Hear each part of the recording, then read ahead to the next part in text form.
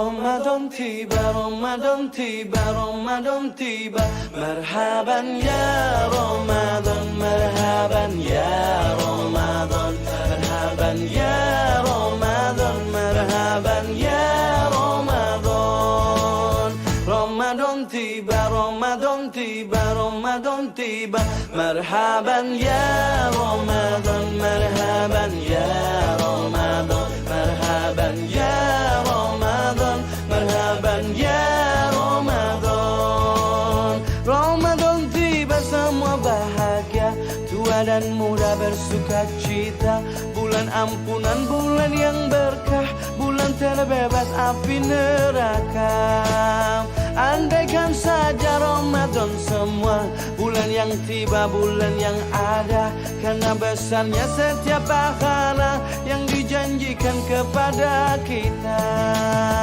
Marhaban ya Ramadan, marhaban ya Ramadan.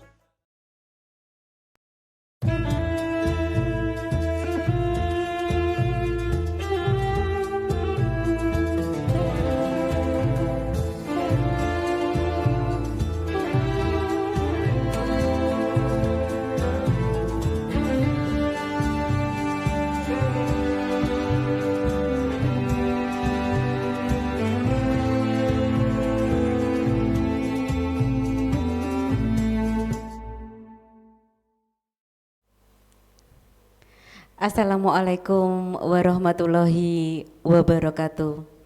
Alhamdulillahi rabbil alamin. Wassalatu wassalamu ala asrofil amyai wal mursalin Sayyidina Muhammadin wa ala alihi wa ashabihi ajmain. Rabbi sohli sodri wa yasirli amli wahlul uqdata min lisani yafqahu qauli. Amma ba'du. Anak-anakku yang senantiasa dirahmati Allah Subhanahu wa ta'ala, selalu syukur kita panjatkan kehadirat Allah Subhanahu wa ta'ala, karena karunia-Nya lah kita semuanya masih diberi kesehatan, keselamatan, perlindungan, dan keistiqomahan dalam menjalankan ibadah puasa dan ibadah-ibadah yang lainnya di bulan suci Ramadan 1442 Hijriah. Dan karena kehendak Allah Ta'ala, kita kembali dikumpulkan pada hari ini untuk mengikuti kajian ilmu untuk membahas fikih toharoh. Anak-anakku setepa hebat yang dirahmati Allah dan semua umat muslim yang berbahagia, secara esensi atau makna dari toharoh mengajarkan kita untuk selaku umat muslim mencoba dan berusaha menjadi pribadi yang suci dan menjaga kebersihan lahir dan batin, baik kesucian dari tubuh kita secara luar dan kesucian hati kita.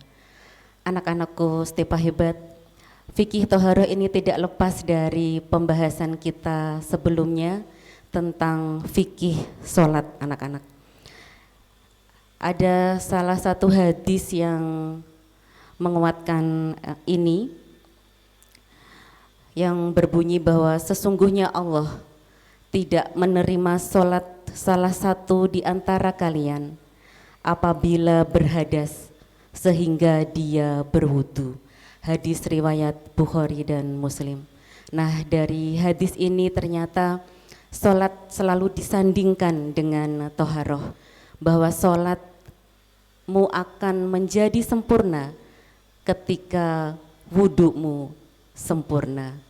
Nah, anak-anak, untuk membahas lebih lanjut tentang kajian toharoh ini, maka akan disampaikan oleh Bapak Muhammad Maksum SPD. Beliau adalah guru agama di SMP Negeri 4 Kota Madiun. Dan Pak Maksum hari ini sudah hadir di tengah-tengah kita di studio siar kita SMP Negeri 4 Kota Madiun untuk bersama-sama dengan kita membahas tentang fikih toharoh. Kita sapa beliau terlebih dahulu. Assalamualaikum warahmatullahi wabarakatuh, Pak Maksum. Waalaikumsalam warahmatullahi wabarakatuh. Bu Dinar. Nggih, bagaimana keadaan hari ini? Puasanya lancar? Alhamdulillah sehat, puasa lancar. Alhamdulillah. Dan Bu Dinar semoga. Semoga insya Allah bisa menjalankan ibadah puasa di hari ke-9 ini ya Pak Maksum ya, dengan lancar tanpa halangan apapun, dan Allah selalu memudahkan ibadah-ibadah kita sampai nanti berbuka atau sampai akhir Ramadan, semuanya dilancarkan dan dimudahkan Allah Subhanahu wa taala, begitu Pak Maksum. Amin, amin ya rabbal alamin. Amin ya rabbal alamin. Nah, anak-anak Stepa Hebat dimanapun kalian berada, kajian fikih Toharoh ini menjadi penting untuk kita diskusikan hari ini, karena ini adalah menjadi syarat sahnya kalian melakukan sholat. Jadi sebelum sholat harus dalam keadaan suci terlebih dahulu. Monggo silakan Pak Maksum untuk memberikan materinya tentang fikih Toharoh. Monggo. Ya, terima kasih Bu Dinar atas waktunya. Bismillahirrahmanirrahim. Assalamualaikum warahmatullahi wabarakatuh. Waalaikumsalam warahmatullahi wabarakatuh. Alhamdulillahirabbil alamin. Allahumma sholli ala sayyidina Muhammad wa ala ali sayyidina Muhammad. Rabbi shrah li sadri wa yassir li amri wahlul 'uqdatam min lisani yafqahu qawli. Wa rabbi zidni ilma warzuqni fahma. Amin ya rabbal alamin. Anak-anak Stepa Hebat yang berbahagia dan juga seluruh pemirsa yang semoga dirahmati Allah Subhanahu wa taala. Pada kesempatan kali ini kita akan membahas tentang fikih, lebih khususnya adalah tentang toharoh. Toharoh ialah bersuci, secara bahasa bersuci atau kebersihan. Sedangkan secara istilah syariat, toharoh artinya adalah mensucikan diri, pakaian dan juga tempat dari segala jenis kotoran atau najis dan hadas, baik itu hadas besar maupun hadas kecil, sesuai dengan ketentuan yang telah ditetapkan oleh syariat Islam. Toharoh sendiri adalah kunci dari segala ibadah, karena tanpa toharoh, tanpa bersuci, sholat kita menjadi tidak sah. Puasa ketika kita sedang hadas besar juga tidak diperbolehkan. Begitu juga dengan membaca Al-Quran, kita juga tidak diperkenankan dalam keadaan tidak suci untuk memegang juga membawa mushaf Al-Quran. Maka sangat penting toharoh kita bahas, kita diskusikan pada kesempatan pada hari ini. Dalil tentang toharoh. Saya akan memaparkan dua dalil, dua dasar tentang toharoh ini dari sekian banyak dalil yang bersumber dari Al-Quran dan hadis. Yang pertama dari Quran surat Al-Baqarah ayat 222 yang berbunyi, Innallaha yuhibbut tawwabina wa yuhibbul mutatahhirin. Artinya sesungguhnya Allah menyukai orang-orang yang bertaubat dan menyucikan diri. Dari dasar dalil Al-Quran ini kita bisa melihat akan pentingnya toharoh. Di sini toharoh atau menyucikan diri disandingkan dengan kata taubat, yang artinya sama-sama pentingnya. Tanpa toharoh maka amal kita, ibadah kita akan tidak sempurna. Dasar yang kedua adalah dari hadis yang diriwayatkan oleh Muslim, sahabat Muslim, yang berbunyi, la yakbalullah as-salata bighairi tahurin. Artinya Allah tidak akan menerima sholat yang tidak dengan bersuci. Maka sangat penting pada kesempatan kali ini kita bahas seluk-beluk semuanya yang terkait dengan toharoh, pembagiannya, syarat rukunnya, dan juga apa yang membatalkannya. Kita akan membahasnya pada kali ini, Bu Dinar. Jadi menjadi sangat penting untuk anak-anak tahu ya Pak Maksum ya, bahwa toharoh ini adalah tidak bisa lepas dari ibadah sholat kita gitu Mak.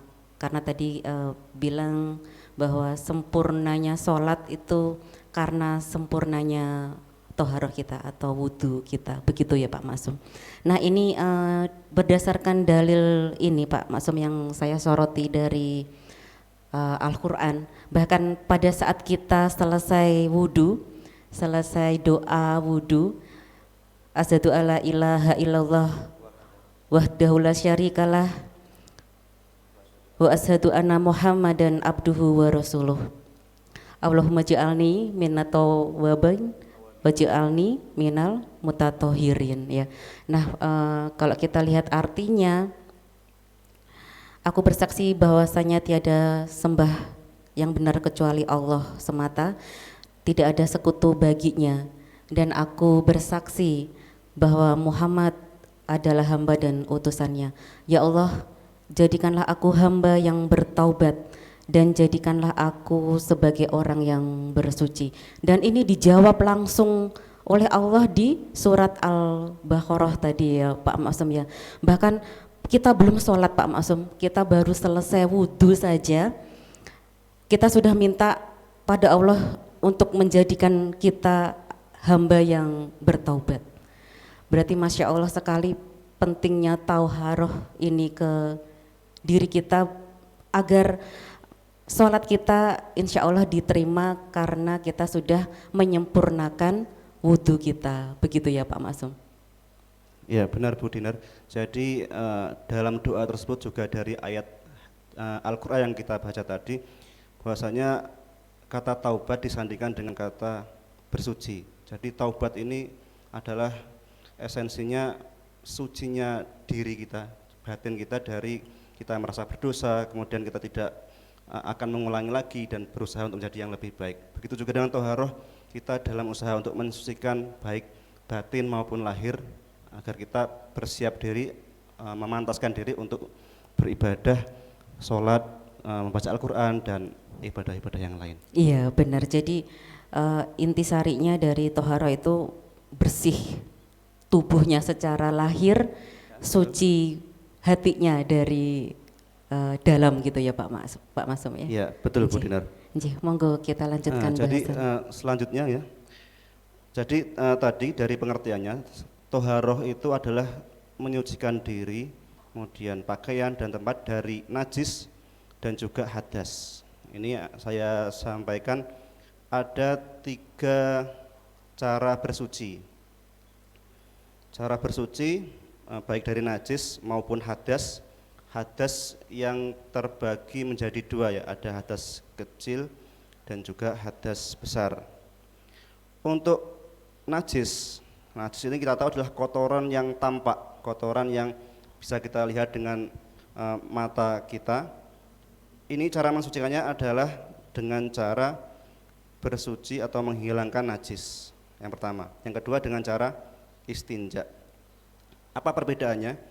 Untuk menghilangkan najis ini adalah secara umum ya. Jadi ketika ada najis yang ada di pakaian, kita bersihkan dengan caranya.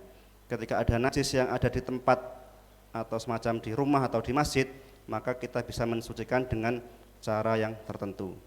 Sementara istinja itu adalah kita membersihkan najis setelah kita buang air besar maupun buang air kecil. Itu adalah istilah fikih. Kalau bahasa Indonesianya cebok ya Bu. Begitu. Ya, cebok.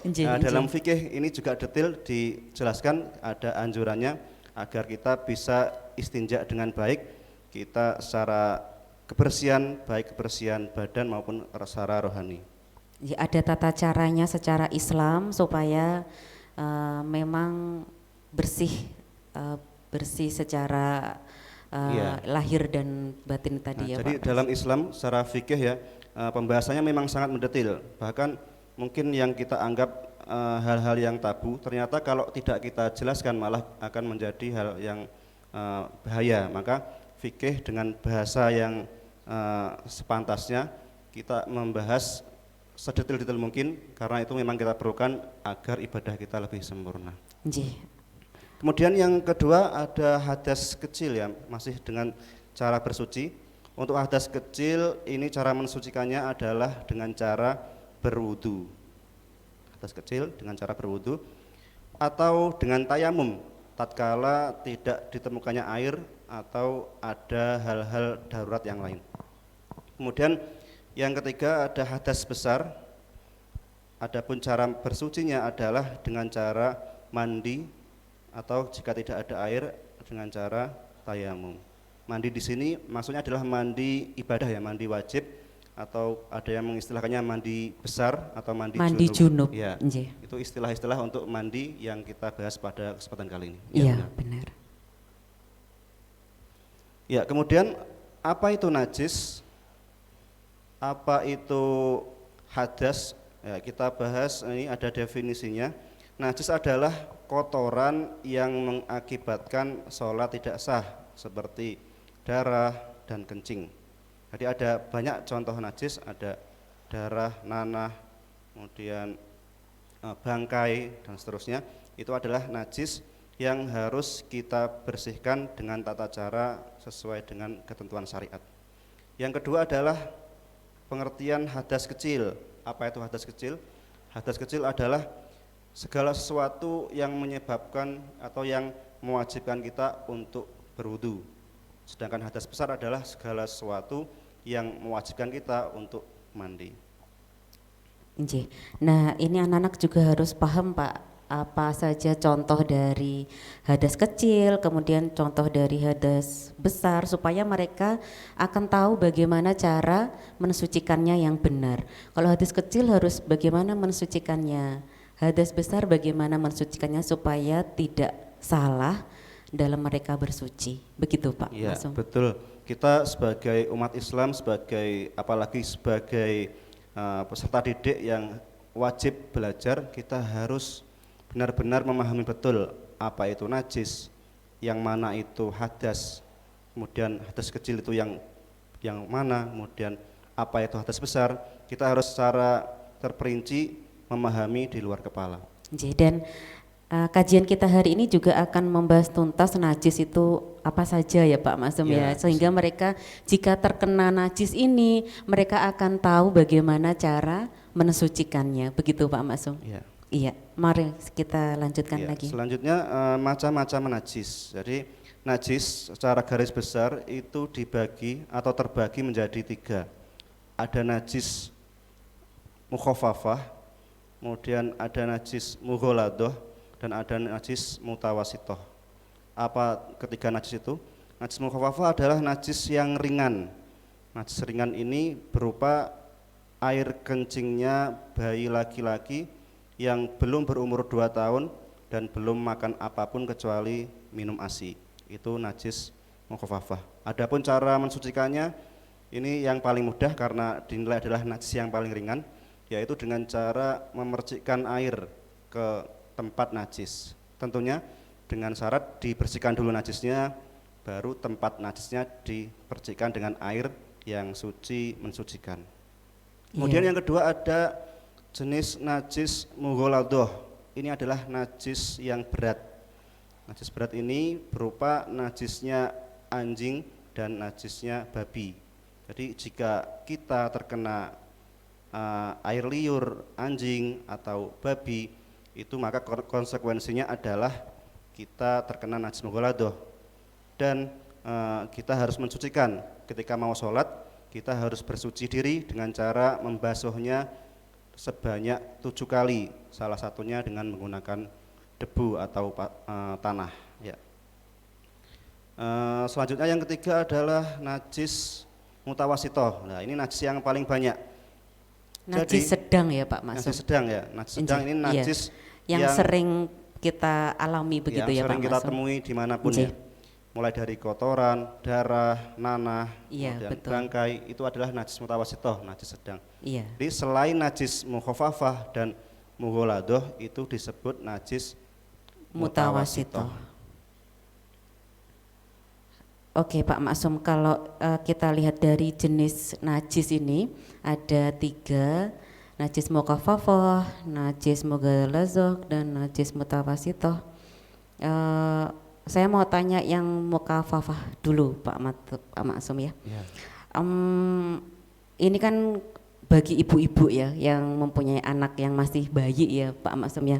Mungkin kebetulan Pak Maksum juga sekarang istri masih bayi kan? Ya, alhamdulillah. Putranya. Oke, nah kalau semisal ini saya juga pernah mengalaminya.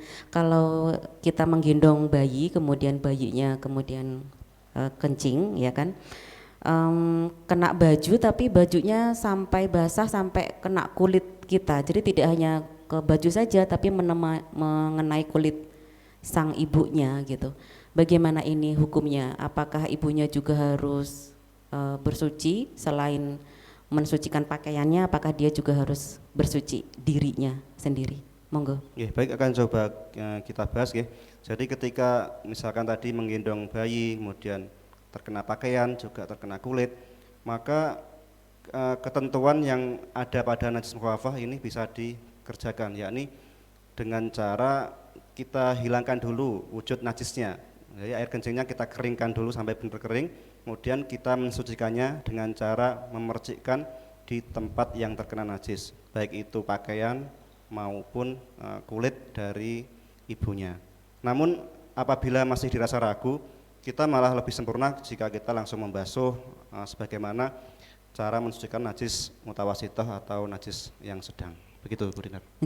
Atau mungkin ketika kita ragu kalau mau sholat ya Pak Maksum ya, mungkin melepas baju saja yang tadi terkena kencing tadi ya, kita ganti baju baru kita menunaikan sholat, begitu ya Pak Maksum? Betul, jadi kita harus menghilangkan keraguan-raguan. Misalkan kita tahu itu ketentuan najis mukhafafah, tapi kita masih dalam hati kok kurang yakin, maka ya kita tinggalkan keraguan, kita pilih yang yakin saja. Iya, benar seperti itu. Kemudian saya juga tertarik dengan najis yang berikutnya, yaitu mutawasithah ini Pak. Ini berarti kan najis sedang ya, najis yang selalu sering kita jumpai, benar seperti itu. Nah, terkena darah haid, kemudian terkena nanah bercampur darah, atau terkena darah kita sendiri gitu. Kalau misalnya itu terjadi pada kita, kotoran hewan, misalnya kita tiba-tiba jalan terus kita terkena kotoran hewan, itu kan membersihkannya hingga warna, bau dan rasanya hilang, begitu kan, disucikannya kan Pak Maksum ya. Tapi kalau kita ragu lagi, berarti kita juga seperti yang tadi, yang mukhafafah tadi Pak Maksum ya, berarti berganti baju saja, begitu? Iya, tentunya kalau jelas-jelas ada najis ya. Misalkan tadi terkena apanya Bu Dinar? Misalnya terkena kotoran hewan, kita tiba-tiba di pakaian. Iya, di pakaian kita jalan-jalan terus kena kotoran burung misalnya. Ya, kotoran burung. Itu kita sebenarnya kalau jelas-jelas itu sudah terkena najis, itu kan ada wujudnya kan. Ada sifat-sifat yang bisa kita hilangkan dengan cara membasuhnya tadi hingga bersih dengan menggunakan media air yang suci mensucikan tadi. Sehingga hilang sifat-sifatnya, mulai dari warna, wujudnya tidak ada warnanya, kemudian bau, kalau dicium sudah tidak ada bau yang menyengat lagi, kemudian rasa, kalau rasa tidak perlu dirasakan gitu. Ketika hilang sifat-sifat najis, itu kita harusnya bisa yakin, oh ini suci. Benar. Tapi misalkan darah yang sering sulit dihilangkan, misalkan darah dicuci nggak bisa bersih, itu kan sebenarnya ada hukum dimakfu ya, ketika kita sudah berusaha mengucek, membasuh hingga berkali-kali kok nggak hilang bekasnya, warnanya, itu sebenarnya sudah dianggap suci. Tapi misalkan kok untuk menghilangkan keraguan, bolehlah kita mengambil baju yang jelas-jelas bersih, suci, atau kalau bisa baju baru, Benar. Benar, mungkin ini terjadinya pada saudara kita muslim yang di tenaga kesehatan mungkin ya Pak, karena mereka berkutat dengan darah atau sebagainya, ketika mereka mau ganti baju, kan mereka pakaian dinas kesehatan, tapi ketika mereka merasa itu darahnya sudah tidak ada warna dan baunya, ya nggak apa-apa ya Pak ya, yang penting kita yakin bahwa kita sudah menghilangkan najisnya dari sifat, bau dan warnanya, meskipun rasa kan susah ya Pak ya kita. Iya, jadi perlu diyakini begini, syariat atau fikih atau lebih luasnya ajaran Islam itu menghendaki kemudahan, bukan kesukaran. Jadi selama kita sudah berusaha, itulah yang akan dinilai ibadah oleh Allah Subhanahu wa taala. Iya, Allah juga memberi kemudahan ini Iya. ya Pak. Innallaha yuhibbul yusra wa la Iya. yuhibbul usra. Injih. Alhamdulillah. Injih, monggo kita teruskan Kita topik lanjut yang lain. untuk materi kita. Setelah tadi membahas tentang macam-macam cara bersuci dari najis, kemudian hadas kecil dan hadas besar, dan juga kita tahu pengertiannya, kita membahas tentang macam-macam hadas kecil. Hadas kecil ini tadi yang mengharuskan, yang mewajibkan kita untuk berwudu apabila kita ingin menjadi suci dan diperbolehkan untuk melaksanakan sholat. Yang pertama adalah keluarnya sesuatu dari lubang kemaluan atau dubur. Yang kedua, hilangnya akal. Yang ketiga, menyentuh kemaluan atau dubur manusia dengan telapak tangan bagian dalam. Yang keempat, persentuhan kulit dengan lain jenis yang bukan mahram. Jadi ada 4 poin yang mungkin perlu kita bahas lebih lanjut. Jadi sebelum kita lanjutkan, perlu disadari, perlu dipahami bahwasanya fikih memang membahas hal-hal yang sangat mendetail, termasuk mungkin yang dianggap perkataan yang kurang pas, seperti membahas ini kubul dubur, ini adalah memang yang harus kita bahas. Karena Jadi kalau berpikirnya tetap positif ya, saja ya kita harus Pak Maksum. bersumber dari pikiran yang positif agar Benar. tidak bernegatif thinking. Iya, Gitu, ya, benar. benar seperti itu. Untuk keluar sesuatu dari lubang kemaluan atau dalam istilah fikih itu namanya kubul atau dubur. Ya, kubul itu jalan depan dan dubur itu jalan belakang. Baik itu yang keluar adalah sesuatu yang lumrah, yaitu yang keluar dari ketika buang air besar atau buang air kecil, itu kan lumrah. Atau hal-hal yang keluar yang tidak lumrah, misalkan mengeluarkan koin atau mengeluarkan apa yang tertelan, itu kan perkara yang tidak lumrah. Jadi yang walaupun keluar itu bukan hal-hal yang lumrah, itu juga dianggap hadas kecil. Muntah secara sengaja begitu? Bukan yang kayak itu ya Pak Maksum? Muntah, bukan ya, bukan. Muntah itu kaitannya nanti dengan najis. Jadi muntah itu yang keluar adalah najis. Oh. Konsekuensi lain kalau muntah dengan sengaja itu nanti kaitannya dengan puasa, nanti yang bisa membatalkan puasa, bukan membatalkan wudhu.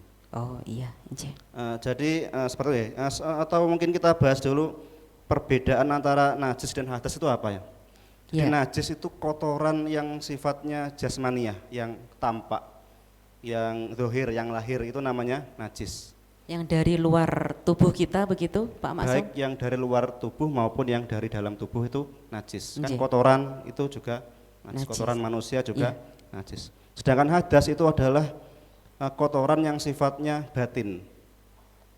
Misalkan ya, saya kasih satu contoh dengan 2 definisi ya. Seseorang yang buang air kecil,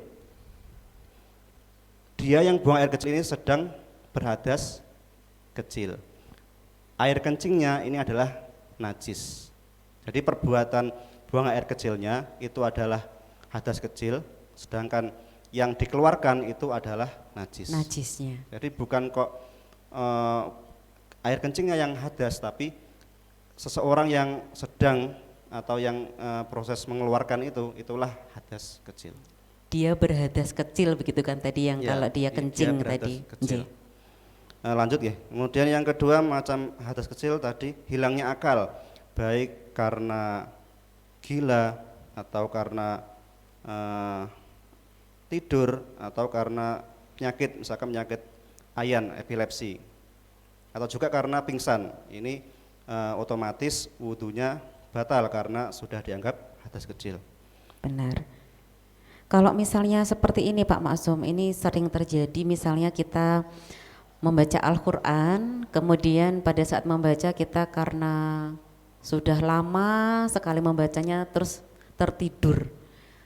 Apakah pada saat kita bangun kita bisa melanjutkan membaca Al-Quran tanpa berwudu atau kita harus berwudu dahulu? Ini masuk ke dalam hadas kecil atau tidak yang hilangnya akal?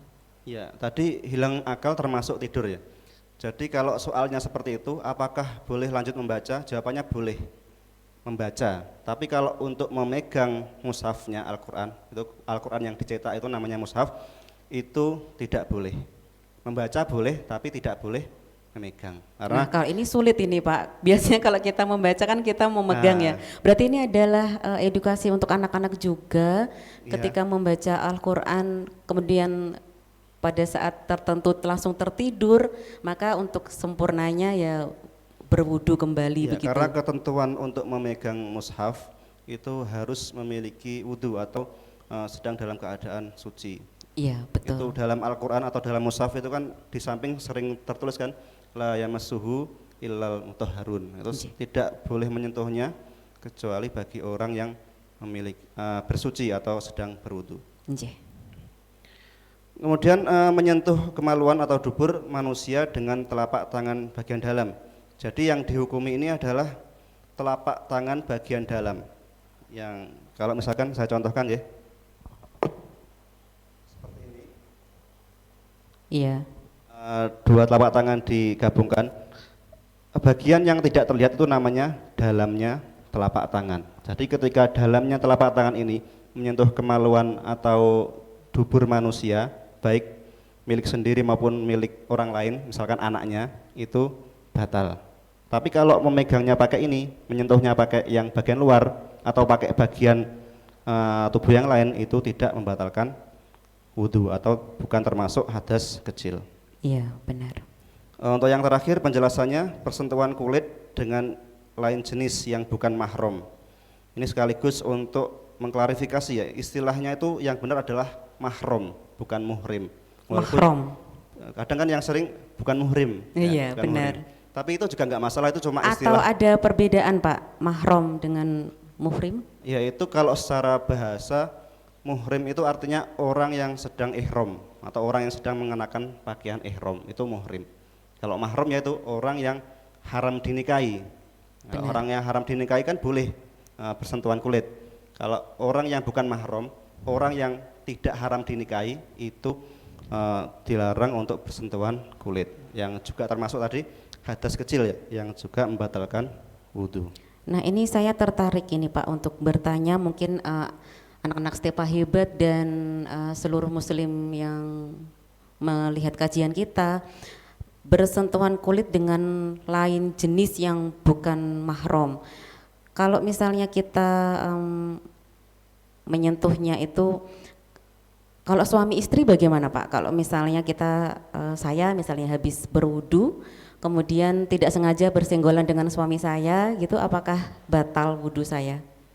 Ya, jadi suami istri kan pada dasarnya kan memang bukan mahram kan? Iya, kan memang yang dia tidak haram dinikahi, makanya boleh menikah. Iya. Jadi kalau mengikuti atau sesuai dengan dasarnya, maka harusnya batal. Batal ya. Batal. Meskipun tidak sengaja Pak.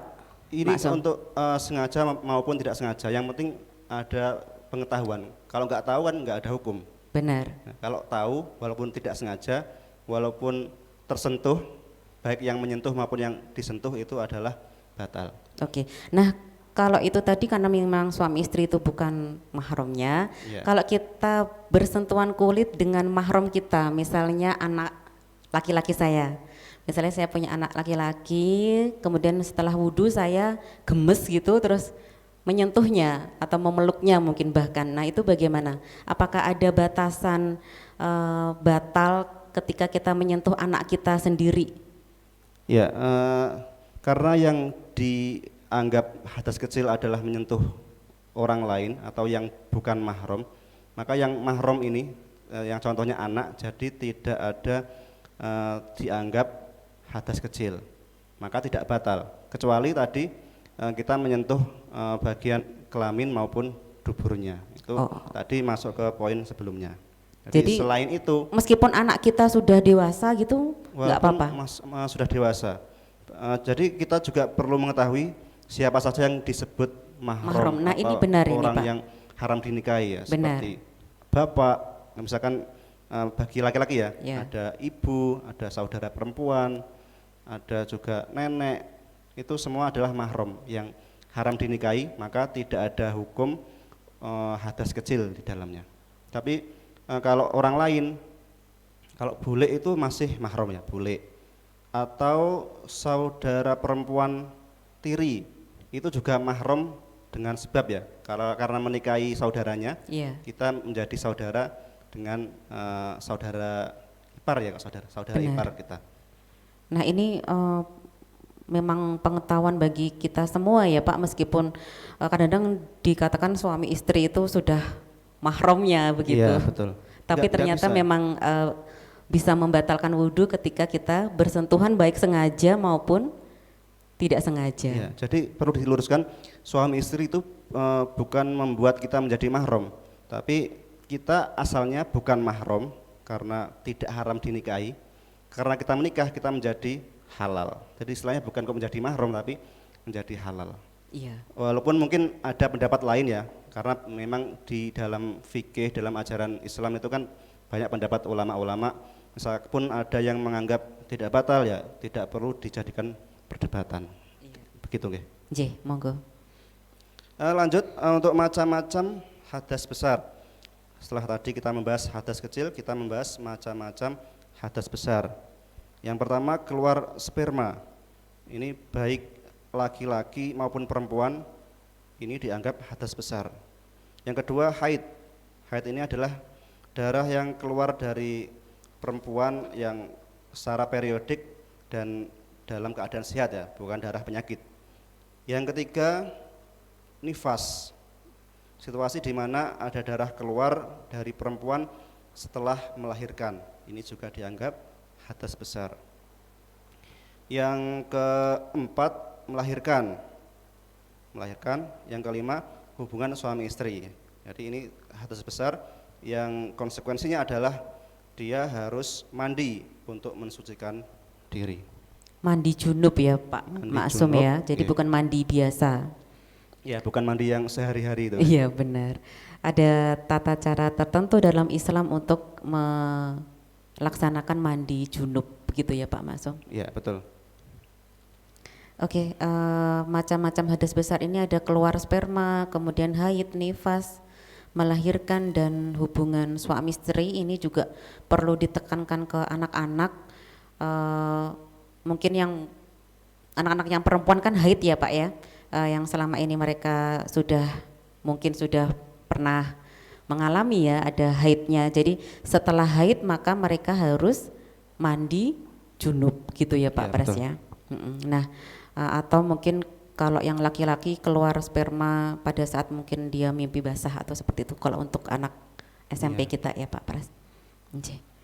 Oke, silakan dilanjutkan lagi Pak Ya, Masum. jadi untuk misalkan haid ya. Jadi bagi anak-anak stay hebat yang sedang haid itu ya harus diketahui ketika sudah suci maka cara mensucikannya adalah dengan cara mandi. Kalau tidak mandi dengan benar, mandinya tidak sah, maka dengan kata lain menjadikan sholat yang kita laksanakan tidak sah. Maka sangat penting sekali kita untuk mempelajari wudhu setelah kita hadas kecil. Kemudian setelah kita terjadi hadas besar ya kita diharuskan atau diwajibkan untuk mandi agar kita bisa melaksanakan sholat dan juga ibadah-ibadah yang lain.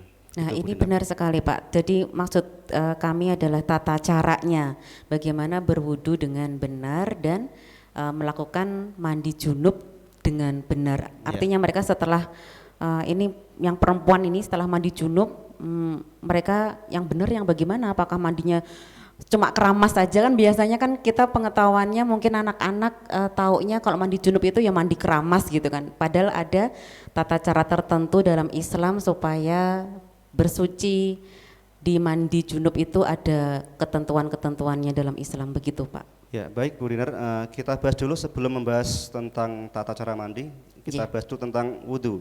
Benar. Jadi wudhu itu ada rukunnya, rukun wudhu.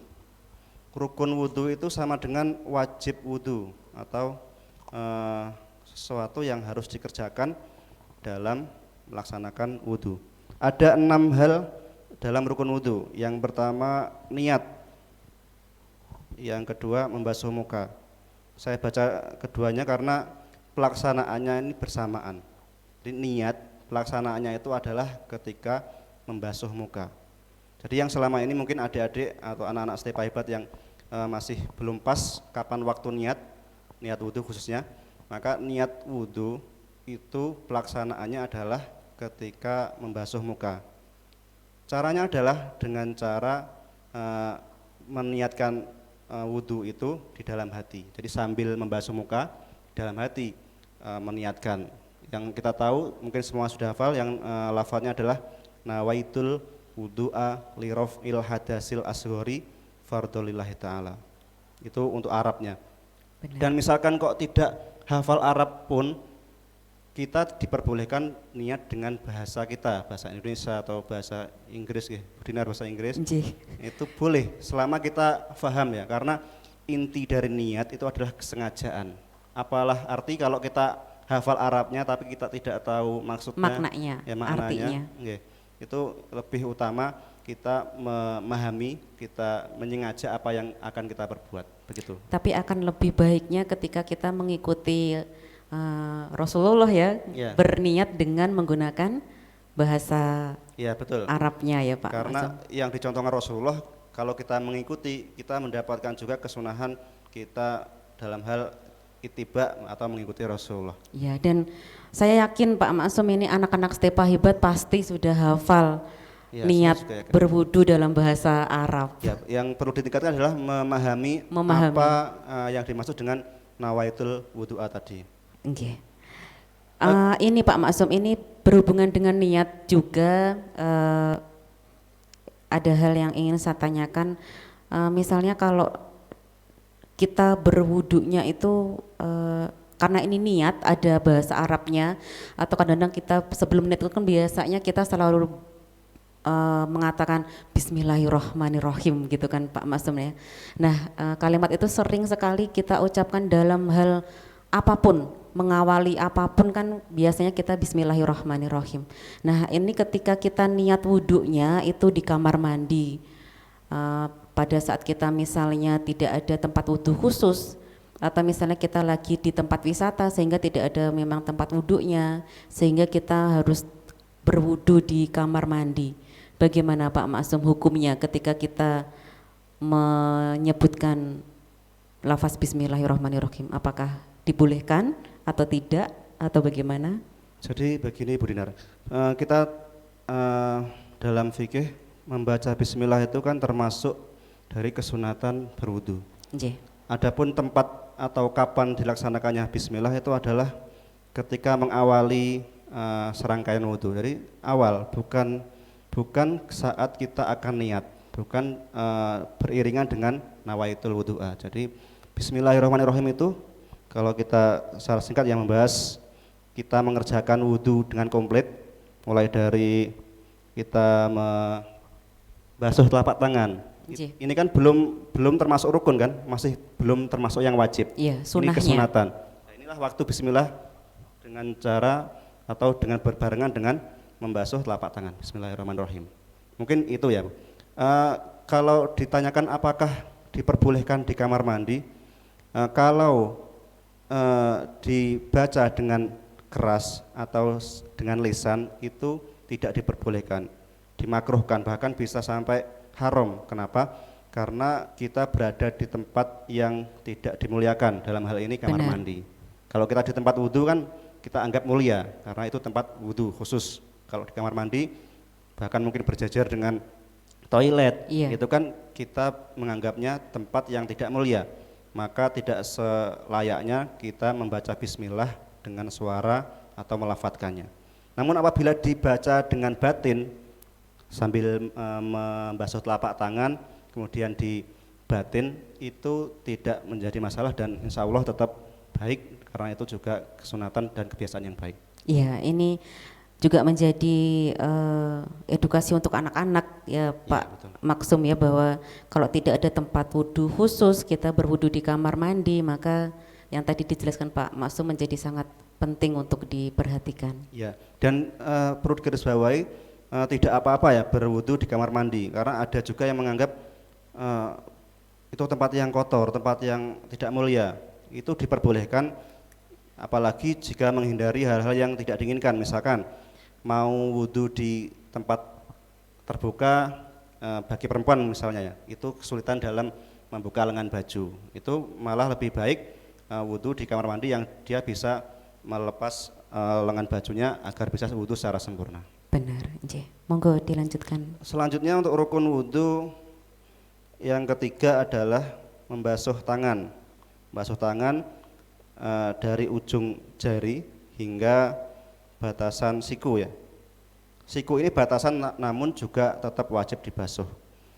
Dibasuh dengan mulai kanan kemudian kiri masing-masing sebanyak 3 kali ya disunahkan. Kemudian yang keempat membasuh sebagian kepala, mengusap ya. Mengusap sebagian atau mengusap kepala. Jadi yang wajib ini sebagian saja untuk bagian kepala yang kita harus usap. Yang kelima adalah membasuh kaki dari ujung jemari kaki hingga mata kaki. Lebih sempurna lagi kita basuh di atasnya sedikit dari mata kaki itu agar lebih sempurna. Kemudian yang terakhir tertib. Jadi 5 rukun ini, 5 kewajiban ini harus dilaksanakan dengan berurutan. Tidak boleh salah satu mendahului yang lain. Nah, ini untuk rukun-rukun atau yang wajib. Mungkin yang kita laksanakan selama ini ada campuran atau sudah ada kesunatan di dalamnya ya. Ada kesunatannya, nggih. Membasuh hidung, Benar, membasuh telinga, dan bahkan membasuh seluruh rambut, seluruh kepala itu juga termasuk kesunatan. Yang wajib adalah yang baru saja kita sebutkan tadi. Ya, jadi yang 5 tadi ya Pak Maksum ya yang menjadi kewajiban kita, rukun wudhu yang apabila tidak dikerjakan secara sempurna maka sholatnya juga menjadi tidak sempurna, begitu. Ya, wudhunya tidak sah. Kalau wudhunya tidak dari sah. 5 dan ke-6 yang tertib tadi tidak dikerjakan, maka wudhunya tidak sah dan otomatis syarat untuk sholat kan harus suci dari hadas kecil. Ya. Maka ya insya Allah ya tidak sempurna untuk sholatnya. Benar. Nah ini saya juga tertarik lagi dengan rukun wudhu yang harus mengusap kepala Pak Maksum.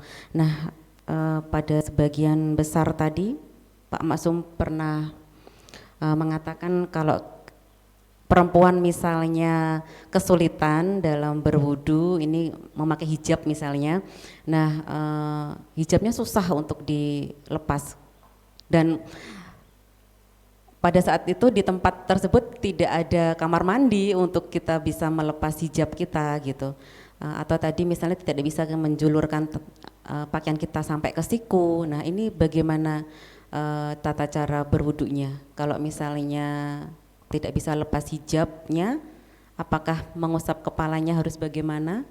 Ya, coba kita bahas ya. Untuk situasi seperti itu ada perempuan yang tidak menemukan tempat yang tertutup ya. Jadi ya kita berwudu sebagaimana kita mampu. Jadi semampu kita wudu dengan sempurna. Mulai dari membasuh muka, ya sebisa mungkin kita membasuh muka tanpa harus membuka hijab. Karena kalau kita memilih sementing sempurna wudune dicopot jilbabnya, itu kan akan menimbulkan hal yang negatif yang lain, yakni membuka aurat. Jadi agar tidak terjadi memecahkan solusi dengan masalah, maka kita harus mencari solusi yang benar-benar solutif. Jadi caranya bagaimana ya, tidak perlu membuka hijab. Ya, diusahakan saja ketika membasuh muka sesempurna mungkin. Ketika membasuh tangan sempurna mungkin. Misalkan di sini mungkin agak sesek ya, apa bahasanya? Sesek. Iya, sama sesek. Ketika sesek, maka ya bagaimana kita menjangkaukan air ke kulit yang tadi sulit untuk terjangkau. Benar. Begitu juga dengan bagaimana cara mengusap kepala. Ya, bisa mungkin kita usap ya minimal 3 helai rambut kita atau sebagian kepala kita terusap. Di ubun-ubun gitu di tidak harus di ubun-ubun ya, bahkan di pinggir boleh.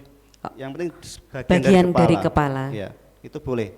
Misal pun nggak punya rambut ya nggak harus rambut, yang penting bagian kepala itu terusap. Nah ini penting Pak Maksum yang kata terakhir tadi yang panjenengan katakan tadi bahwa rukun wudhu itu kan mengusap kepala Pak Maksum, Iya, betul. bukan mengusap rambut. Ini anak-anak ini sering salah ini biasanya kalau saya perhatikan. Ini laki-laki misalnya ya kan, ini laki-laki sudah sisiran ya kan, rambutnya sudah rapi terus menunaikan sholat. Nah daripada nanti rambutnya berantakan ya kan, terus pada saat mengusap kepala tuh dia dikit-dikit gitu ngusap rambutnya, itu berarti kan tidak sah wudhunya Pak Masum atau gimana? Padahal kan yang diusap bagian kepala, tapi kalau rambut itu juga bagian kepala Rambut atau? bagian dari kepala. Jadi ketika kita mau ibadah ya nggak usah terlalu bagaimana ya, kita harus sesempurna mungkin dalam melaksanakannya, termasuk wudhu. Ketika mau wudhu, ketika aturannya adalah mengusap kepala ya sebisa mungkin bagaimana usapan kepala kita itu dianggap sempurna secara syariat. Ya tadi dengan bahkan yang sunnah kan diusap semua. Ya tidak harus seluruhnya ya. basah kuyup, tapi dari depan air kita basahi, tangan kita dibasahi dengan air, kita usap kepala kita dari depan, terus sampai ke disapu ke depan. Iya, benar. Belakang kemudian ke depan. Itu tata cara yang dicontohkan Rasulullah dan juga diikuti para sahabat seperti itu. Namun sebagian saja juga sudah cukup untuk memenuhi rukun wudhu kita kali ini. Karena kan yang diusapkan kepala ya Pak Masum ya, bukan rambut. Ini kasihan orang-orang yang nggak punya rambut kan. Makanya rukun wudhu itu benar-benar sudah sangat bijaksana. Sangat bijaksana gitu. Bijaksana karena kalau bahasanya mengusap rambut nanti yang nggak punya rambut apa nggak boleh wudhu? Benar sekali. Ya, iya benar. Jadi Masya Allah. Termasuk kebijaksanaan syariat, kebijaksanaan ajaran agama. Iya, Masya Allah. Nggih.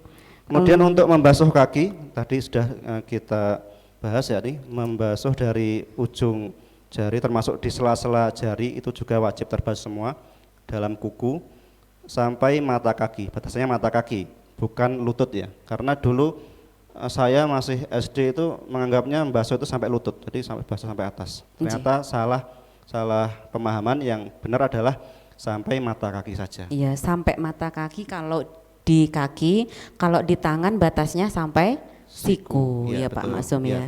Nah ini anak-anak harus perlu dipahami benar bahwa rukun wudhu yang ada atau yang diwajibkan itu ada 6 tadi ya Pak Maksum ya. Kalau yang lainnya itu disunatkan ya Pak Maksum. Ya, dan mungkin seringkali atau kalau kita mau meneliti, kita observasi itu kalau anak setelah wudhu itu rata-rata sikunya masih kering. Nah, iya, itu kan makanya berarti perlu adanya menyempurnakan dalam hal wudhu, dalam hal ini membasuh kedua tangan. Benar. Nah, saya juga pernah Pak Maksum ini mendengar tausiah dari Ustadz dari ulama kita itu, bahkan tata cara berwudhu pun diberikan. Jadi tidak sekedar membasuh muka, yang penting basah, yang kemudian membasuh tangan, yang penting basah sampai siku, atau mengusap kepala yang penting juga basah, atau kaki yang penting basah, tapi tetap ada tata cara berwudunya yang baik dan benar seperti itu. Jadi salah satunya misalnya kalau mengusap tangan, ternyata dimulainya itu dari jari-jari kita Pak Maksum. Dari jari kita kemudian diusap ke atas siku, dibalikkan kembali ke jari. Dan diulang 3 kali. Kalau 3 kali itu berarti sunnah ya Pak Maksum? Sunatan. Iya benar. Nah ini anak-anak kadang-kadang seperti ini Pak Maksum. Kerannya nyala, setelah kerannya nyala, tangannya tinggal diginiin, dibawahin keran gitu, ya kan? Nah itu kadang-kadang edukasi yang seperti itu atau yang kita lihat seperti itu perlu kita luruskan Pak Maksum bahwa wudhu itu ada tata caranya anak-anak. Makanya bagaimana tata cara wudhu mungkin akan kita bahas sekarang atau di pertemuan kajian berikutnya Pak Maksum? Ya, mungkin sekarang bisa kita bahas secara singkat ya, karena juga waktu yang terbatas. Iya. Di kesempatan yang lain kita bahas lebih gamblang lagi ya. Jadi untuk tata cara wudhu, kita memiliki Nabi kita yang mencontohkan pertama kali wudhu tentunya ya Nabi kita, maka selayaknya ya kita mencontoh apa yang dicontohkan oleh beliau. Walaupun pada dasarnya ketika kita sudah melaksanakan misalkan membasuh muka dengan cara apapun, entah dicelup nih atau entah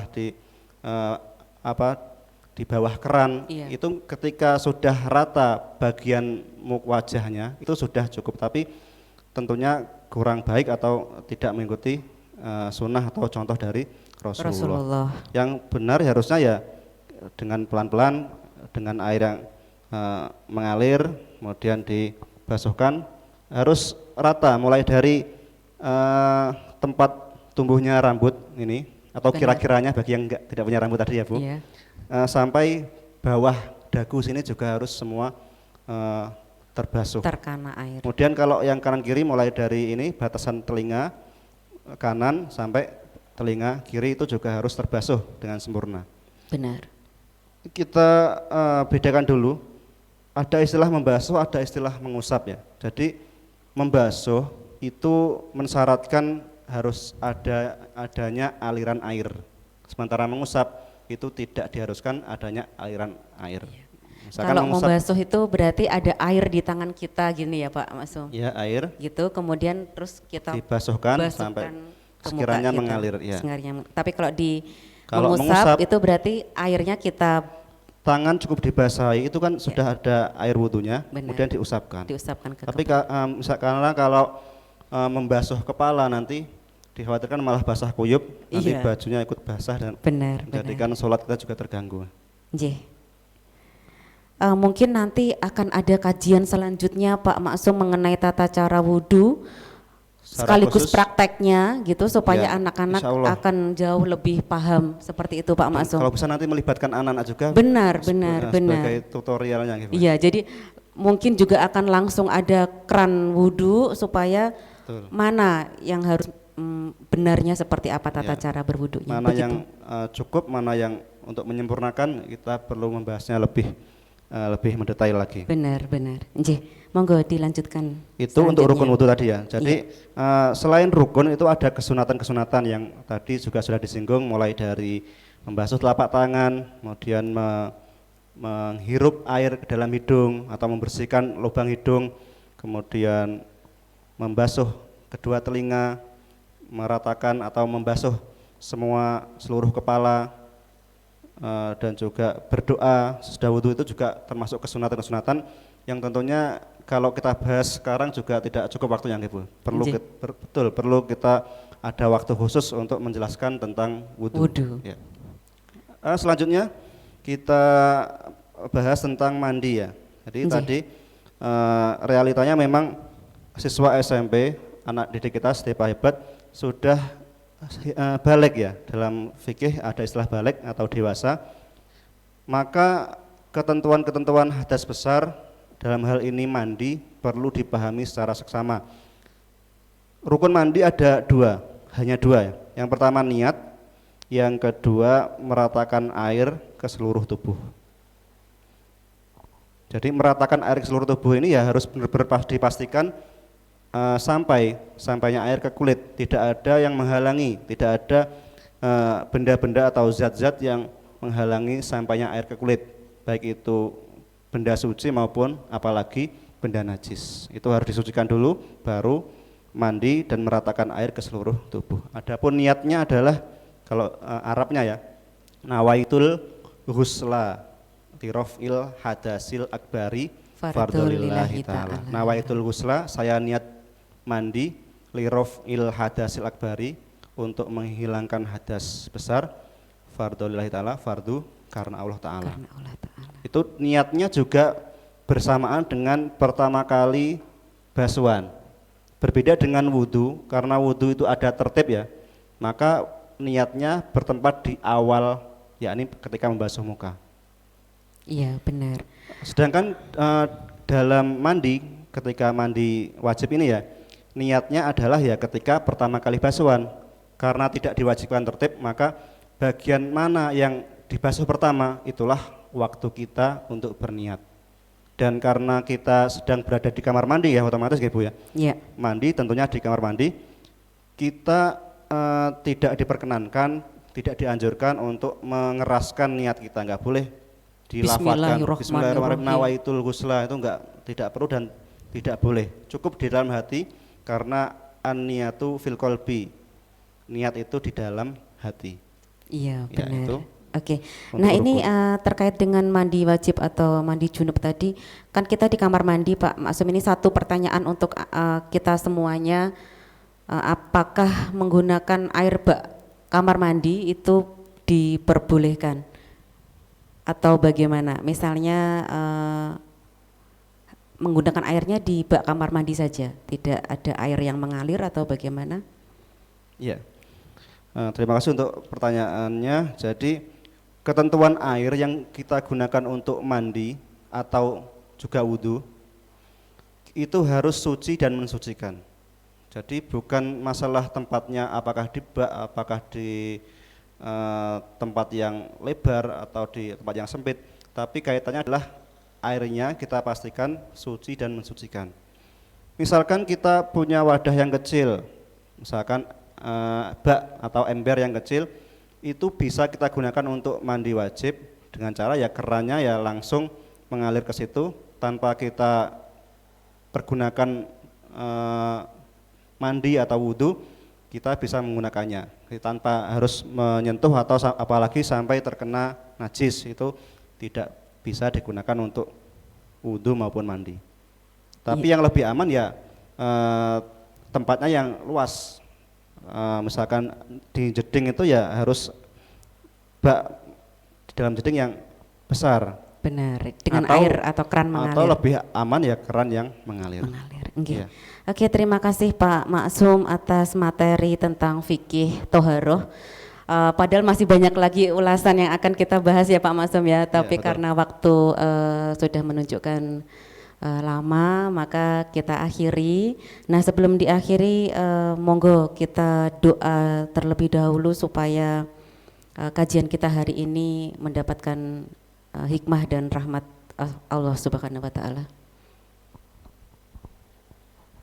Baik, anak-anak Istiwa Hebat dan semua pemirsa dimanapun Anda berada, mari kita berdoa, mari kita menundukkan kepala dan hati kita memohon kepada Allah Sang Pencipta. Kita berdoa semoga kita senantiasa diberikan kemudahan dalam beribadah, dalam berzikir kepada Allah Subhanahu wa Ta'ala, dan kita bisa melakukan hal-hal baik dan bermanfaat bagi orang lain. Amin. Ala hadhi niyat wa ala kulli niyat solihah li ridho ilahi ta'ala wa syafaati rasulillahi sallallahu alaihi wasallam. Al-Fatihah. A'udzu billahi minasyaitonir rajim. Bismillahirrahmanirrahim. Alhamdulillahirabbil alamin arrahmanir rahim maliki yaumiddin. Iyyaka na'budu wa iyyaka nasta'in. Shiratal mustaqim. Shiratal ladzina an'amta 'alaihim ghairil maghdubi 'alaihim waladdallin. A'udzu billahi minasyaitonir rajim. Bismillahirrahmanirrahim. Allahumma sholli ala sayyidina Muhammad wa ala ali sayyidina Muhammad walhamdulillahi rabbil alamin. Allahumma ighfir lana dzunubana wa liwalidayna warhamhuma kama rabbayana shighara. Allahumma inna nas'aluka ridhaka wal jannata wa na'udzubika min sakhatika wan nar. Allahumma innaka 'afuwun tuhibbul 'afwa fa'fu anna ya karim. Allahumma anfi'na bima 'allamtana wa 'allimna bima yanfa'una wa zidna ilma warzuqna fahman nabiyyin wa hifdzal mursalin wa ilhamal malaikatil muqarrabin. Allahumma lakas sumna wa bika amanna wa ala rizqika aftarna bi rahmatika ya arhamar rahimin. Rabbana atina fid dunya hasanah wa fil akhirati hasanah wa qina adzabannar. Walhamdulillahi rabbil alamin. Alhamdulillahirabbil alamin. Terima kasih Pak Maksum atas sedikit materinya, semoga bermanfaat untuk anak-anak. Sama-sama, terima kasih, semoga ada manfaatnya. Amin, amin ya robbal alamin. Anak-anak Stepa Hebat, demikian tadi kita sudah dengarkan bersama materi kita hari ini tentang fikih toharoh. Izinkan Bu Dinar untuk menyimpulkan kajian kita hari ini bahwa toharoh itu memberikan kita menjadi pribadi yang menjaga kebersihan, kesucian lahir dan batin, yang dapat memberikan atau menghadirkan kita sifat yang baik dalam diri kita, yang dapat disalurkan dalam perilaku kita sehari-hari. Anak-anak, semoga apa yang telah kita dengarkan bersama mengenai fikih toharoh dapat diterapkan dalam kehidupan kalian sehari-hari setelah ini, sehingga kalian dapat melakukan ibadah sholat dan ibadah puasa yang lain dalam keadaan yang suci.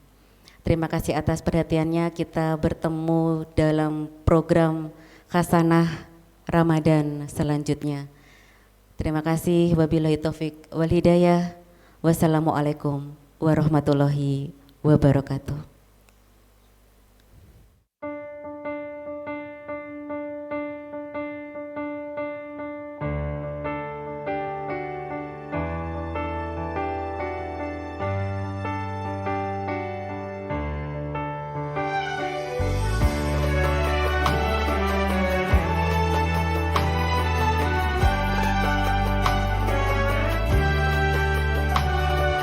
Bahagianya langit dan bumi saat tiba bulan yang suci, berkah berlimpah rahmat rezeki, ampunan pun diberi.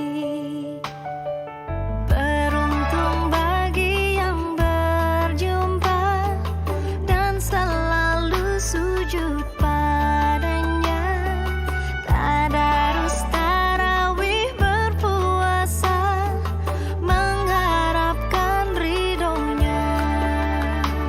Marhaban ya Ramadan, ya Ramadan, marhaban syahr siyam, ya Ramadan. Marhaban ya Ramadan, ya Ramadan, marhaban syahr siyam, ya Ramadan.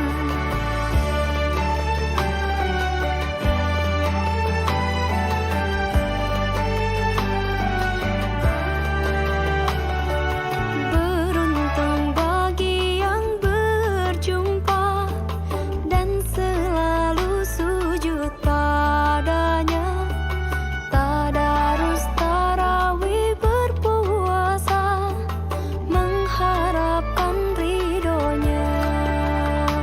Marhaban ya Ramadan, ya Ramadan, marhaban syahr siyam, ya Ramadan.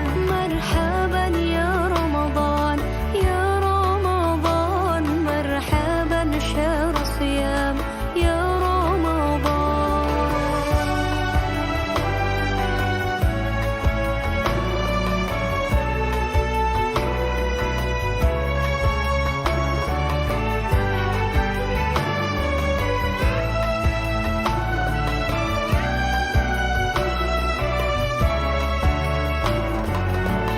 Satu malam yang penuh janji, malam 1000 bulan, Kau turunkan malaikat ke bumi, berkah Ramadan yang suci.